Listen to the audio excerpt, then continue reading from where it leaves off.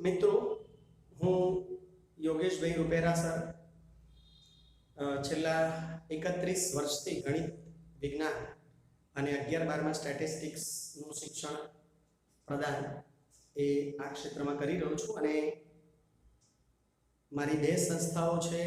એક રૂપેરા coaching academy Saraspur, જે અમારી માતૃ સંસ્થા કહેવાય, અને એક ઘાટલોડિયા છે કે જે આરસીબી ગ્રુપ ટ્યુશનના નામે પ્રચલિત છે. હાલાકી મારું શિક્ષણ કાર્ય આ એરિયામાં 20 વર્ષથી છે, પણ અમારી સંસ્થા 5 વર્ષથી છે.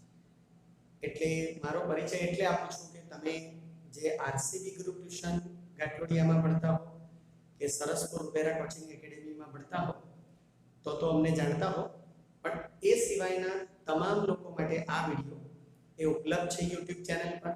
અને મારા વિદ્યાર્થીઓને પણ મારે કહેવું છે કે તમારા કોઈ પણ સગા મિત્રો એ ગામડામાં રહેતા હોય કે જ્યાં ઓનલાઈન શિક્ષણ એટલું બધું ઉપલબ્ધ ના હોય, એ લોકોને ખરેખર આ વિડીયો જોઈને ઘણું બધું લાભ થશે.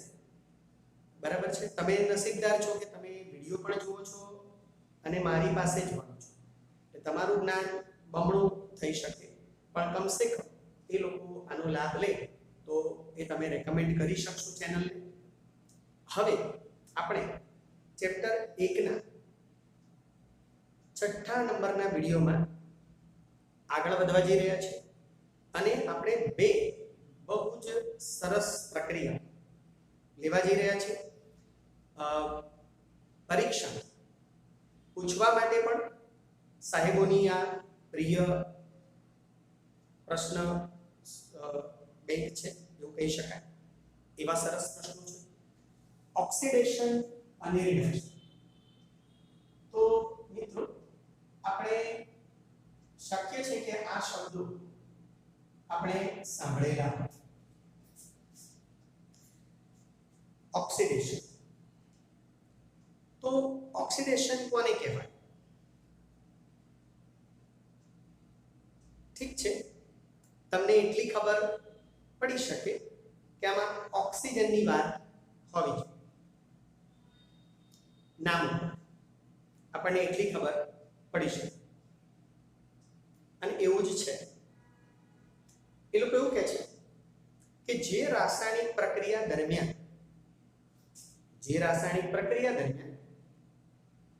પ્રક્રિયા ઓક્સિજન મેળવે તે રાસાયણિક પ્રક્રિયાને ઓક્સિડેશન કહે છે.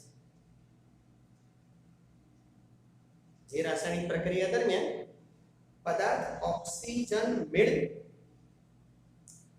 જો મિત્રો ઓક્સિજન મેળવેની સાથે સાથે આમાં હાઇડ્રોજનની વાત પણ આવી શકે. ઓક્સિજન મેળવે અથવા હાઇડ્રોજન ગુમાવે. ઓક્સિજન મેળવે અથવા હાઇડ્રોજન ગુમાવે તે રાસાયણિક પ્રક્રિયાને ઓક્સિડેશન કહે છે. હાલાકી આપણે હાઇડ્રોજન ગુમાવે એ થોડું ઓછું અભ્યાસમાં આવતું હોય છે, પરંતુ ઓક્સિજન મેળવે, ઓક્સિજનનો પરમાણુ પ્રક્રિયકમાં દાખલ થાય એવું વધારે આવતું હોય છે. એટલે વ્યાખ્યા તો વેરી સિમ્પલ. હવે આપણે સમીકરણ જોઈએ, ઉદાહરણ જોઈએ. તો વ્યાખ્યા બાદ આપણે ઉદાહરણ જોઈએ.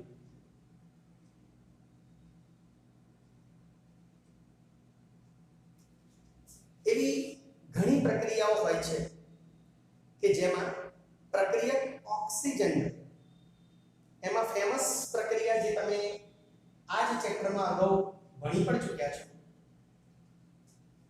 એ કે કાર્બન હોય, એ કાર્બનને ઓક્સિજનની હાજરીમાં ગરમ કરતા કાર્બન ડાયોક્સાઇડ વાયુ ઉત્પન્ન થાય છે. તો તમે જુઓ કે આ પ્રક્રિયામાં કાર્બન એ પ્રક્રિયક છે અને એ ઓક્સિજન પ્રાપ્ત કરે છે. પહેલા એની પાસે ઓક્સિજન નહોતું, હવે એને ઓક્સિજન પ્રાપ્ત કર્યું એટલે આપણે કહી શકાય કે કાર્બનનું ઓક્સિડેશન થયું. કાર્બનનું ઓક્સિડેશન થયું અને પરિણામે એનું કાર્બન ડાયોક્સાઇડમાં રૂપાંતર. તો કાર્બનનું અહીંયા ઓક્સિડેશન થયું. કાર્બને ઓક્સિજનનો પરમાણુ મેળવ્યો છે એટલે એનું ઓક્સિડેશન થયું છે. આવી જ રીતે મિત્રો આપણે બીજો એક પ્રયોગ પણ કરવાનો છે અને સાથે સાથે આમાં ઉદાહરણ પણ લઈ શકાય કે કોપર હોય, કોપર એકચ્યુઅલી કોપરના તમે ભૂકો લો કોપરના કણ તો કથ્થઈ રંગના કોપરના કણ, અને એ કોપરને તમે ઓક્સિજનની હાજરીમાં, હવાની હાજરીમાં ગરમ કરો એને આ રીતે પણ લખાય છે આ રીતે. તો એમાંથી કોપર ઓક્સાઇડ બને છે CuO, કોપર ઓક્સાઇડ. તો આ રાસાયણિક પ્રક્રિયાને પણ ઓક્સિડેશન કહેવાય, કેમ કે તમે જોઈ શકો છો કે આમાં કોપરનું ઓક્સિડેશન થઈ કોપર ઓક્સાઇડ. પણ મિત્રો આ જે સમીકરણ છે એ સંતુલિત નથી, અને મેં તમને કહ્યું કે સમીકરણમાં જો ઓક્સિજન કે હાઇડ્રોજન આવતો હોય, O2 કે H આવતું હોય અને બાકીનું બધું સંતુલનમાં, કોપર અહીંયા એક છે, અહીંયા કોપર એક છે, ઓક્સિજન અહીં બે છે, અહીંયા એક છે, તો ઓક્સિજનની વચ્ચે એકનો ફેર પડે છે. તો જો ઓક્સિજન કે હાઇડ્રોજન એમની વચ્ચે એકનો ફેર પડે, બાકી બધું બરાબર હોય, તો એક શોર્ટકટ ટ્રીક એ છે કે O2 સિવાય બધે ટૂટું લગાવી દો અને સંતુલન કરી દો. તો આ રીતે તમે જો કે કોપર ઓક્સાઇડ બને અને કોપરનું ઓક્સિડેશન થઈ કોપર ઓક્સાઇડમાં રૂપાંતર થાય. મિત્રો આ એક અલગથી પ્રશ્ન પણ આવે જે આપણા સ્પાઇરલમાં પણ મેં લખ્યો છે કે કોપરના કણોને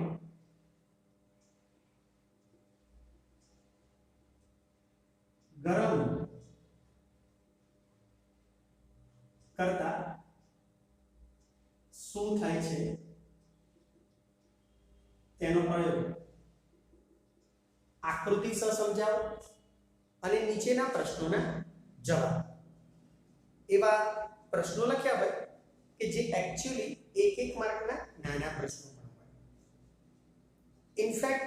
ઇનફેક્ટ આ એટલું બધું ઇમ્પોર્ટન્ટ પ્રશ્ન ના ગણાય, પણ આના દ્વારા એક માર્કના નાના પ્રશ્નો પૂછાય. જેમ કે તમારે શું કરવાનું છે, તો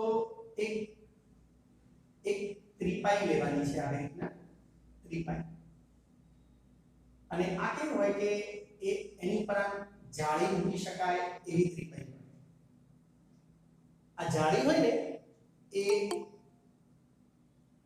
એવી જાળી હોય કે એની ઉપર કોઈ વસ્તુને મૂકીને તમે ગરમ કરી શકો. એની ઉપર મૂકીને કોઈ વસ્તુને ગરમ કરી શકો. તો એટલા માટે આ ત્રિપાઈ છે આ રીતની, ત્રીજો પાયો પાછળ.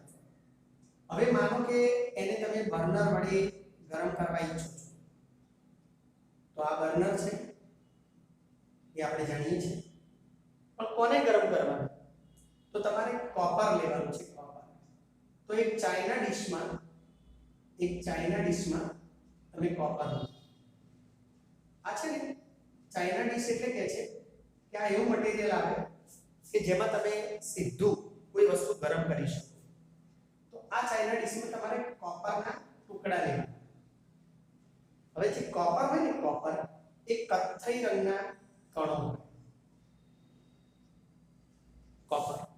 બ્રાઉન કથ્થઈ રંગના કણો, અને આ કોપરના કણોને એક ચાઇના ડીશમાં લેવામાં આવે છે અને આકૃતિમાં દર્શાવ્યા પ્રમાણે તેને ત્રિપાઈ પર ગરમ કરવા માટે મૂકવામાં આવે છે.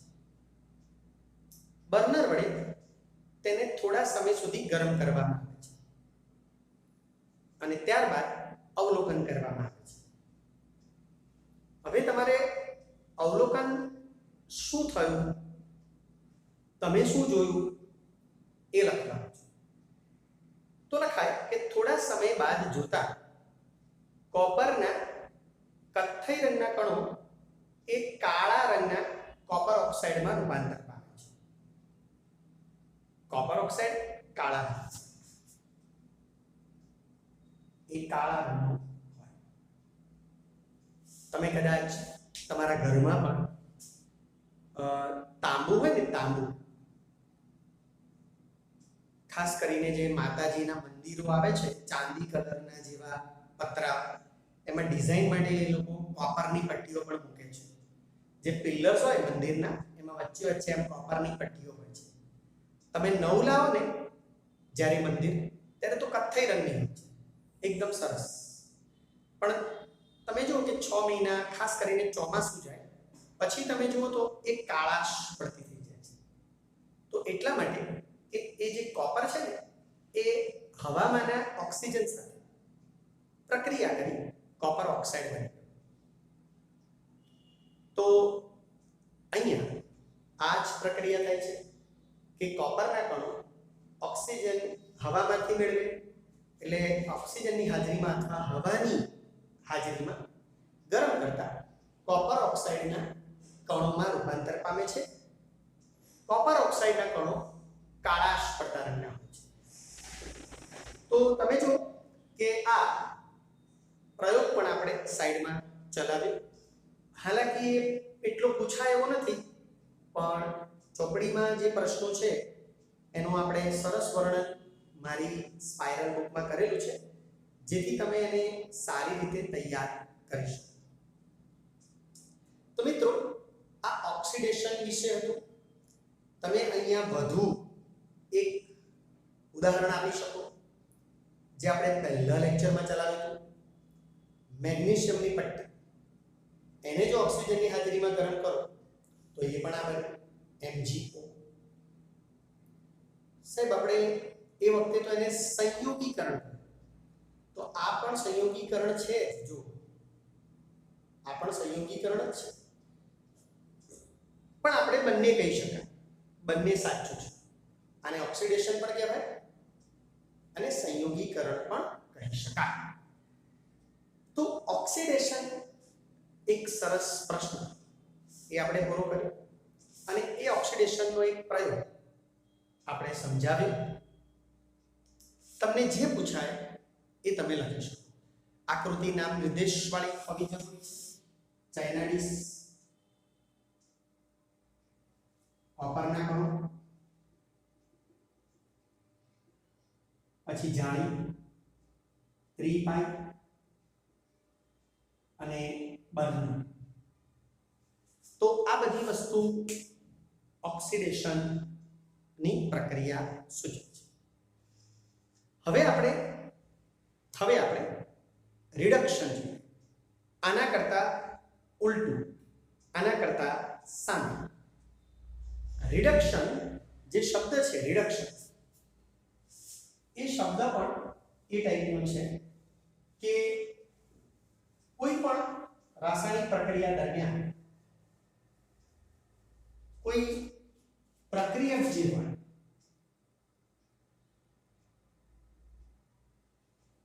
એ ઓક્સિજનનો પરમાણુ ગુમાવે અથવા હાઇડ્રોજનનો પરમાણુ મેળવે. ઓક્સિજનનો પરમાણુ ગુમાવે અથવા હાઇડ્રોજનનો પરમાણુ મેળવે તો તે રાસાયણિક પ્રક્રિયાને રિડક્શન કહેવાય છે. ઇંગ્લિશમાં રિડ્યુસ શબ્દ છે. રિડ્યુસ એટલે દૂર કરવું. એના ઉપરથી રિડક્શન છે. તો તમે જુઓ કે આપણે આ જે કોપર ઓક્સાઇડ બન્યું ને, આ કોપર ઓક્સાઇડ, જો તમે એ કોપર ઓક્સાઇડ પરથી હાઇડ્રોજન વાયુ પસાર કરો, કોપર ઓક્સાઇડ જે છે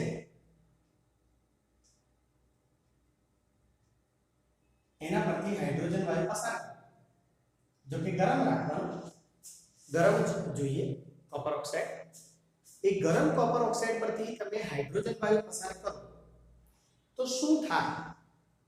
તો સાંભળો કે આ જે કોપર છે ને, કોપર એ તમને યાદ હોય તો હાઇડ્રોજન કરતા ઓછું સક્રિય. આપણે એક સરસ સૂત્ર આપ્યું કે એન સિંગ માલને પી જાય છે. જાય એટલે હાઇડ્રોજન, વચ્ચે છેમાં બધા જે આવે છે પાછળ, એ લોકો હાઇડ્રોજન કરતા ઓછા સક્રિય છે, ઓછા સક્રિય. એટલે કાર્બનનો ઓક્સિજન, કોપરનો ઓક્સિજન એ હાઇડ્રોજન બહુ આસાનીથી છીનવી લેશે. તો તમે સમજો કે અહીંયા કોપર છૂટું પડી જાય અને પાણીની વરાળમાં આ ઓક્સિજન જતો. તો કોપર ઓક્સાઇડ પરથી જો હાઇડ્રોજન વાયુ પસાર કરો ગરમ કરીને, જો કે તમે ગરમ કરો ને, પદાર્થને ગરમ કરો, તો ઇવન હાઇડ્રોજન કરતા વધુ સક્રિય ધાતુ હોય ને, વધુ સક્રિય ધાતુ, તો બી એ ઓક્સિજન ગુમાવી શકે. ધ્યાન રાખજો. દાખલા તરીકે MgO હોય, MgO, તો MgO તો વધુ સક્રિય છે હાઇડ્રોજન, પણ ગરમ કરો તો એ પાણીનો ઓક્સિજનનો પરમાણુ લઈ શકે અને પાણીની વરાળ બનીને ઉડી જાય અને Mg અલગ રહે છે. પણ એના માટે અમુક ટેમ્પરેચર ફરજિયાત જોઈએ, એ બધી શરતો. આમાં તો બહુ ઇઝીલી છૂટું પડી જશે. તો આ પ્રક્રિયામાં શું થયું તમે જુઓ કે આ જે છે કોપર ઓક્સાઇડ, એનો ઓક્સિજન જતો રહ્યો અને કોપર બન્યું, એટલે કોપરનું રિડક્શન. કોપરનું રિડક્શન, આ પ્રક્રિયા જે છે કોપર ઓક્સાઇડ, એનો ઓક્સિજનનો પરમાણુ દૂર થઈ ગયો, ઓક્સિજનનો પરમાણુ દૂર થઈ ગયો અને કોપર, એટલે કે કોપર ઓક્સાઇડનું કોપરમાં રિડક્શન થાય છે. કોપર ઓક્સાઇડનું કોપરમાં રિડક્શન થાય છે. હવે માનો થોડી વધુ સક્રિય ધાતુનો ઓક્સાઇડ હોય, જેમ ઝિંક ઓક્સાઇડ, એ થોડી વધુ સક્રિય છે, તો ઓબ્વિયસલી કે તમારે હાઇડ્રોજન થોડો કાચો પડે એની આગળ. હાઇડ્રોજન એનો ઓક્સિજન છીનવવા માટે થોડો કાચો પડે. તો તમારે કાર્બન જે છે, કાર્બન, એકચ્યુઅલી આ કાર્બન છે ને, કાર્બન મોનોક્સાઇડ, આ બધા રિડક્શન કરતા છે. રિડક્શન કરતા એટલે જે ઓક્સિજનના ભૂખ્યા હોય, એને ઓક્સિજન મળે ને એટલે તરત છીનવીને ખાઈ, આની પાસેથી છીનવી તરત. અને આ જે છે એ ઓક્સિજન આપી કેમ દે? કારણ કે આને ઓક્સિજનની જેટલી જરૂર છે એટલી તાકાતે લગાવે, પણ આ એટલી બધી તાકાત લગાવે કે ઓક્સિજન છીનવી લે. તો ઝિંક પ્લસ સી, તો તમે જુઓ કે ZnO એનું રિડક્શન થયું અને ઝિંક ધાતુ મળી. તો ZnO નું Zn માં રિડક્શન થાય છે. ZnO નું રિડક્શન થઈ Zn બને છે. તો તમે જોઈ શકો છો કે આ પ્રક્રિયાઓ આપણે એવી જોઈ કે જેમાં જે પ્રક્રિયક છે એ ઓક્સિજનનું પરમાણુ ગુમાવી અને નિપજ બને છે. ઓક્સિજનનું પરમાણુ ગુમાવી અન્ય સંયોજન અથવા તત્વમાં પરિણમે છે. આ તત્વો બન્યા છે પણ એ લોકોએ ઓક્સિજન ગુમાવ્યો છે એટલે એમનું રિડક્શન થયું છે. તો આ રિડક્શનનો પ્રયોગ એટલે આની અંદર આપણે કહેલું કે એવો સવાલ આવે કે કોપરના કણોને ગરમ કરવાનો પ્રયોગ સમજાવો અને નીચેના પ્રશ્નોના જવાબ આપો.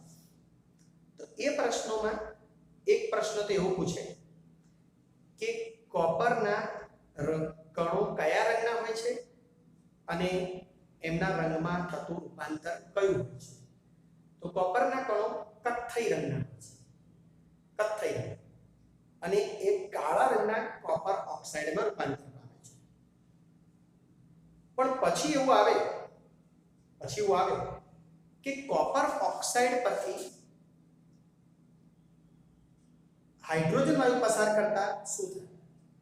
તો કોપર ઓક્સાઇડ પરથી થોડા ગરમ કરીને અથવા ગરમ હાઇડ્રોજન વાયુ પસાર કરો તો કોપરના કથ્થઈ રંગના કણો ફરીથી પ્રાપ્ત થાય છે અને પાણીની વરાળ જતી રહે છે, ઉડી જાય.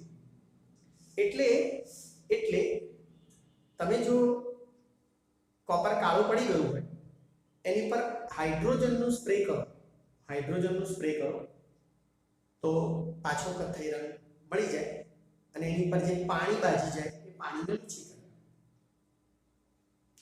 તો આ પ્રક્રિયા અહીંયા નીચે સવાલમાં લખી પડે. એટલે ઓક્સિડેશન પણ પૂછાઈ ગયું કહેવાય અંદર અને રિડક્શન પણ અંદર પૂછી લીધું કહેવાય.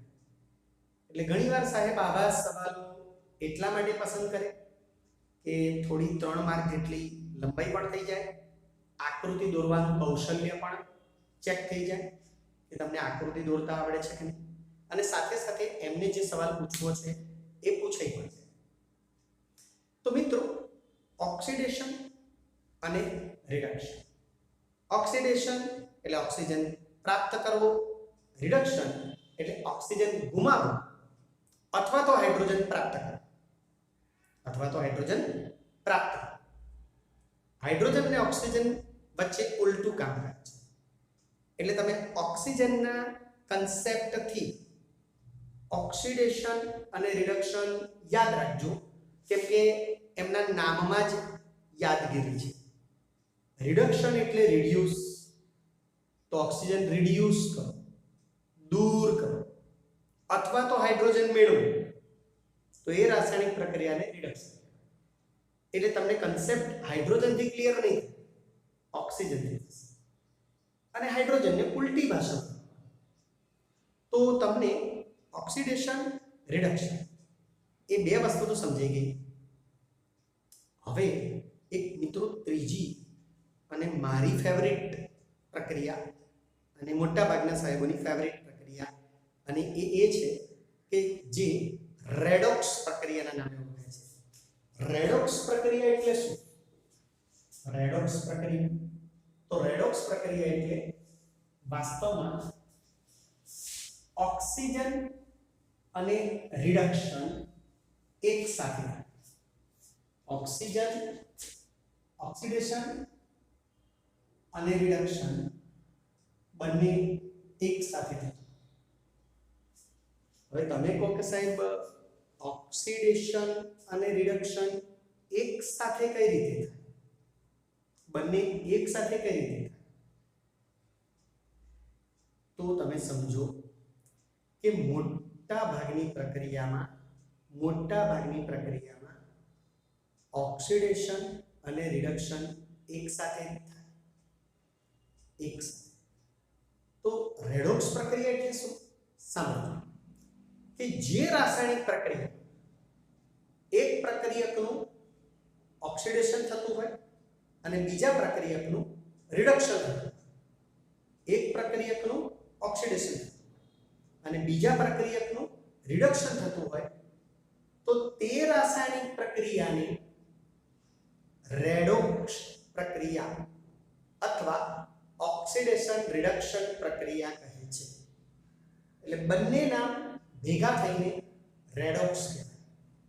તો તમે આ જ ઉદાહરણ છે ને, એમાં તમે જુઓ ને તો જુઓ કે આ કોપર ઓક્સાઇડ જે છે કોપર ઓક્સાઇડ બરાબર એનું કોપરમાં રિડક્શન થાય છે કેમ કે આ ઓક્સિજન ગુમાવે છે તો એની સામે હાઇડ્રોજન એ ઓક્સિજન મેળવે છે એટલે એનું ઓક્સિડેશન થયું કહેવાય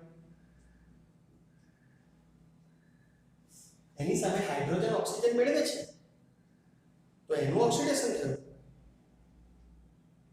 બીજી પ્રક્રિયા જે આપણે રાખી Zn + C તો Zn + C એમાં તમે જો ZnO એનું Zn માં રૂપાંતર તો આનું રિડક્શન થયું કેમ કે એ ઓક્સિજન ગુમાવે છે એટલે આ પ્રક્રિયાનું રિડક્શન થાય છે જ્યારે કાર્બન એ ઓક્સિજન મેળવે છે એટલે એનું ઓક્સિડેશન થાય છે તો તમે જોઈ શકો છો કે આ જે પ્રક્રિયા જે આપણે રિડક્શનમાં જોઈ એ જ પ્રક્રિયાઓ રેડોક્સ પ્રક્રિયા પણ છે એ જ પ્રક્રિયાઓ રેડોક્સ પ્રક્રિયા પણ ગણાય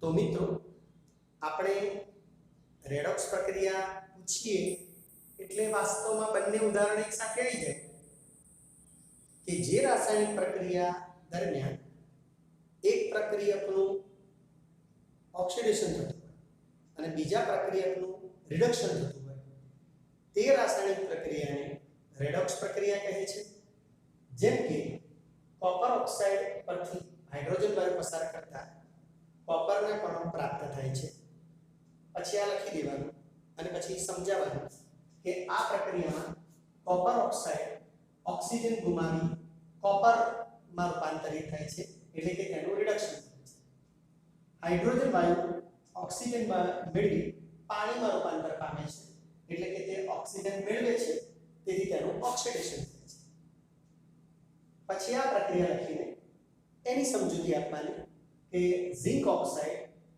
એ ઓક્સિજનનો પરમાણુ ગુમાવી ઝિંકમાં રૂપાંતર પામે છે એટલે કે તેનું રિડક્શન થાય છે જ્યારે કાર્બન ઓક્સિજન મેળવી કાર્બન મોનોક્સાઇડ બને છે એટલે કે તેનું ઓક્સિડેશન થાય છે so it becomes pretty easy to understand both the concepts oxidation and reduction together and it is known as redox તો આ પણ એક બહુ સરસ પ્રશ્ન છે મિત્રો as I said કે આપણે આજે ઓક્સિડેશન રિડક્શન એ વ્યવહારમાં ક્યાં બને છે જીવનમાં ક્યાં બને છે તો બહુ જ ફેમસ પ્રશ્ન છે ક્ષારણ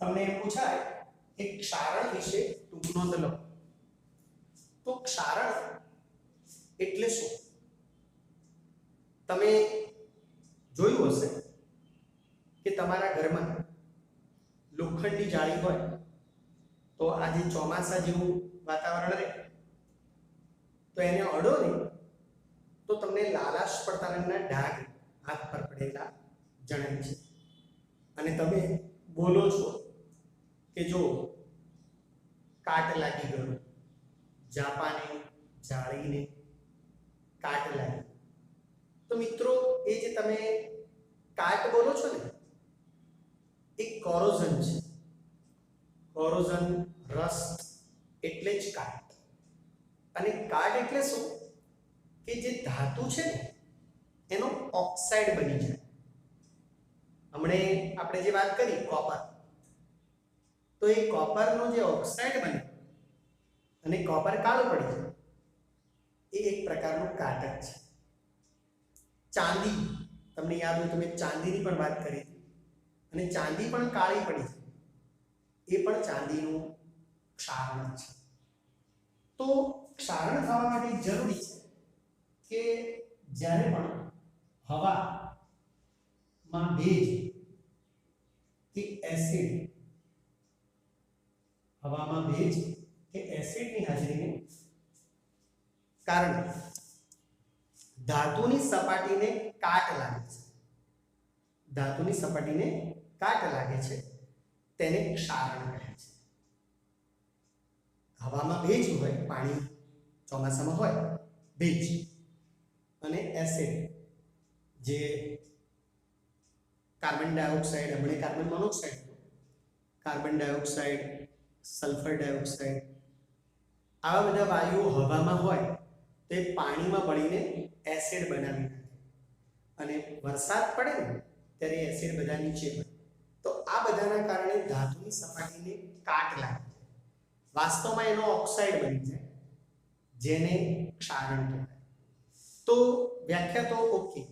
પછી એના ઉદાહરણો આપવા હોય તો હમણાં આપણે બધા ઉદાહરણો ચાલે કે લોખંડ છે, લોખંડ એની સપાટી પર લાલ આવરણ બાજી જાય છે, એ છે લોખંડનો ઓક્સાઇડ, કાટ.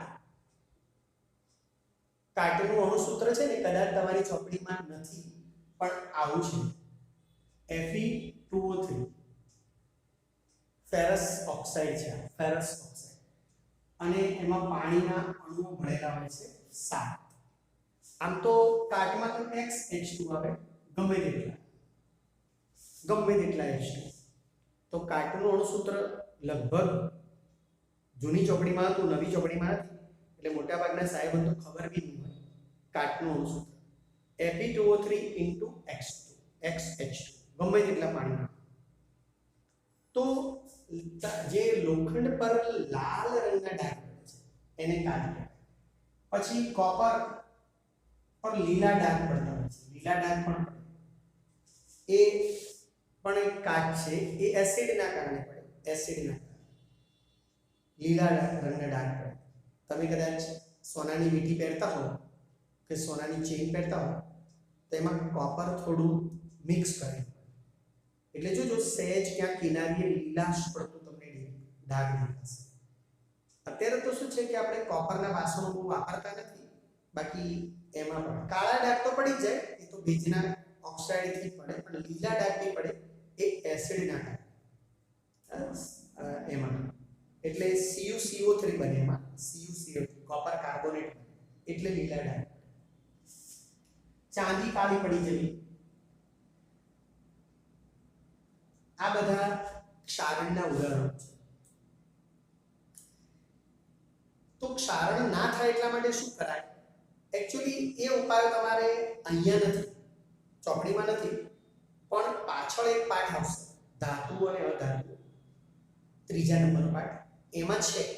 એટલે હું અત્યારે તમને કહી દઉં તો અહીંયા તમે લખી શકો ઉપાય. તો ઉપાયોમાં એક તો, અને આમાં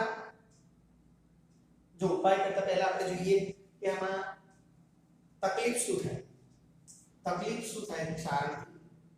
તો લોખંડ છે ને, લોખંડ એ ખવાઈ જાય.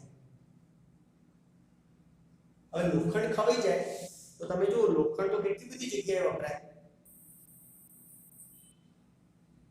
ઇમારત બનાવવામાં જે સળિયા વપરાય, પછી પુલ બનાવવામાં કેટલું બધું લોખંડના સળિયા વપરાય, પછી કારના ભાગો બનાવવા માટે આપણે જે કારના સ્પેર પાર્ટ્સ બધા અંદર હોય છે, બધા મશીનમાં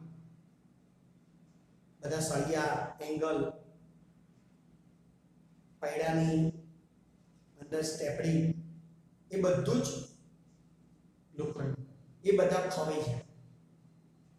પુલ, ઇમારતો, આટલું બધું મોટું સ્ટ્રક્ચર ખવાઈ જાય તો ભૂકંપમાં ફટ દઈને હેઠું પડી જાય.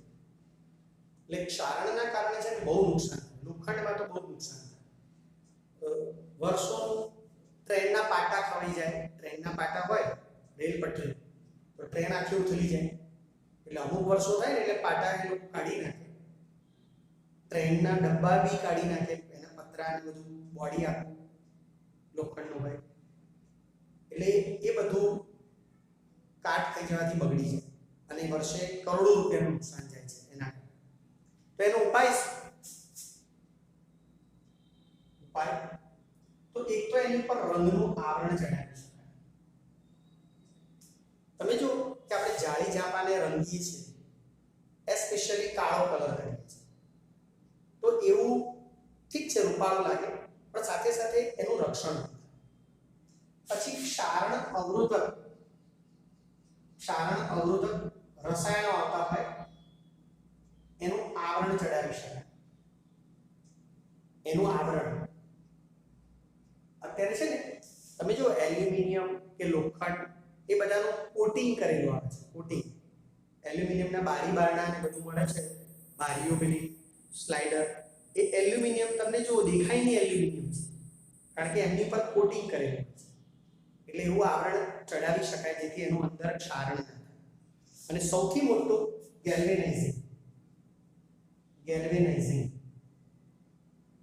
તો ઝિંક હોય ને, ઝિંક એનું અસ્તર ચડાવી દેવાય લોખંડ પર, એને ગેલ્વેનાઇઝિંગ ની પ્રક્રિયા. તમે કદાચ નવા સ્ક્રૂ જોયા હશે, નવા સ્ક્રૂ આવે તો એ કેવા કલરના આવે? એલ્યુમિનિયમ જેવા કલરના આવે. એ એક્ચ્યુઅલી ઝિંકનો કલર છે, એટલે એ લોકો પર ઝિંકનું અસ્તર ચડાવી દેવાય. પતરા આવે જો લોખંડ ના હોય પણ તમને એલ્યુમિનિયમ જેવા લાગે, એ ઝિંક છે. ઝિંક એલ્યુમિનિયમ જેવું દેખાય, એ ઝિંકનું અસ્તર ચડાવી દેવાય. એ પ્રક્રિયાને ગેલ્વેનાઇઝિંગ. લોખંડ પર ઝિંકનું પાતળું અસ્તર ચડાવવાની ક્રિયાને ગેલ્વેનાઇઝિંગ. અને એટલા માટે એ લોકોને લખ્યા હોય છે ગેલ્વેનાઇઝ્ડ પતરા, એવું લખ્યું છે. તો આ બધા એના ઉપાયો છે. તો આ ક્ષારણ. હવે ઓક્સિડેશનનો એક બીજો પ્રશ્ન છે જે મેં મારા સ્પાઇરલમાં લીધેલો નથી, ચોપડીમાં છે છેલ્લો મુદ્દો. ખોરાપણ. ખોરું થઈ જાય. હવે ખોરું શબ્દ તમે નથી સાંભળ્યો નહીં, તમે પોતે સાંભળેલો છે. આપણે ખારી સિંગ બહુ પડી રહી હોય તો જો ખાવ ને તો સ્વાદ અને ટેસ્ટ બરાબર ના આવે, સુગંધ બરાબર ના આવે. આમ ખાવ એટલે એમ લાગે આ તો ખોરી થઈ ગઈ છે. બટેકાની વેફર હોય, બહુ દિવસો પડી રહે તો તમે આમ ખાવા જાઓ તો તમને બરાબર ના લાગે. એમાં ચોમાસામાં તો બહુ આવું થાય. તો એકચ્યુઅલી જ્યારે તમે તૈલી પદાર્થો હોય ને, તૈલી ચરબી વાળા તેલ, માખણ, આ બધામાં બનેલા પદાર્થો, એ જો બહુ ખુલ્લા પડ્યા રહે તો એનું ઓક્સિડેશન થઈ જાય છે અને તે અખાદ્ય બને છે, અને ખોરાપણ. એટલે તમે જો બટેકાની ચિપ્સ લાવો ને, તો જે પેકિંગમાં આવે બટેકાની ચિપ્સ, એ પડીકું ફૂલેલું હોય છે, એમાં હવા હોય છે. તો આપણને એમ થાય કે આ લોકોને ઓછી આપવી હશે ને એટલે હવા ભરી છે. તો એ હવા ના હોય, પણ નાઇટ્રોજન ભરેલું હોય. નિષ્ક્રિય વાયુ છે નાઇટ્રોજન, એ ભરેલું હોય. નિષ્ક્રિય એટલા માટે કે એ પાછું અંદર પ્રક્રિયા ના કરે બધા જ. નાઇટ્રોજન છે એ નિષ્ક્રિય વાયુ કહેવાય. એ અંદર બટેકાની વેફર હોય તો બટેકામાં બી કાર્બોદિત પદાર્થો ને બધું હોય, તો એની જોડે પ્રક્રિયા કરીને અખાદ્ય ના બનાવી એવો નિષ્ક્રિય વાયુ. એટલે શું થાય કે જે બટેકાની ચિપ્સ ને બધું હોય અંદર જે બી હોય એનું ઓક્સિડેશન થતું અટકી જાય અને લાંબો સમય ટકી રહે. એટલે એને એન્ટીઓક્સિડન્ટ કહેવાય. એન્ટીઓક્સિડન્ટ. તમને કોઈ પૂછે કે એક એન્ટીઓક્સિડન્ટ પદાર્થનું નામ આપો તો નાઇટ્રોજન. હા, નાઇટ્રોજન એન્ટીઓક્સિડન્ટ છે, એટલે એને જલ્દી ખારું ના થઈ જાય. હાલાકી વર્ષો વર્ષ ના ચાલે, 15-20 વર્ષ એવું ના ચાલે, પણ એની એક લિમિટ હોય. 6 મહિના 4 મહિના એ સારું. બાકી તમે આવી પેકિંગમાં નાઇટ્રોજન ના હોય એવું વેફર લાવો તો એ તમારે જલ્દી ખાઈ જવું પડે. બરાબર? કોમર્શિયલ બધું સેલિંગ થતું હોય, બાલાજી વેફર ને બધા, એમાં તો હોય જ. એટલે એ તમે 3-3 મહિને ખાવ તો ચાલે, પણ તો બી એક ડેટ હોય ત્યાં સુધીમાં ખાઈ જવું પડે. તો એ ખોરાકનું અટકાવે છે આ બધા પદાર્થો. એને એન્ટીઓક્સિડન્ટ કહેવાય. એટલે આમાં એક જ માર્કનું સરસ પ્રશ્ન છે કે એન્ટીઓક્સિડન્ટ પદાર્થનું નામ, તો નાઇટ્રોજન. એટલે આ પ્રશ્ન મેં નથી આવરી લીધો. તો મિત્રો તમે જુઓ તો મારી સ્પાઇરલમાં રહેલા તમામ પ્રશ્નો એ પૂરા કર્યા. હવે જે આપણે કાલનો લેક્ચર લેવાનો છે એમાં વધારાના પ્રશ્નો જે ટેક્સ્ટ બુકમાં છે અને ઓછા ઇમ્પોર્ટન્ટ મને લાગે છે એ પણ લઈશું. તો વિડીયો અત્યારે સમાપ્ત કરીએ છીએ. તમે કંઈ પૂછવું હોય તો રહેજો.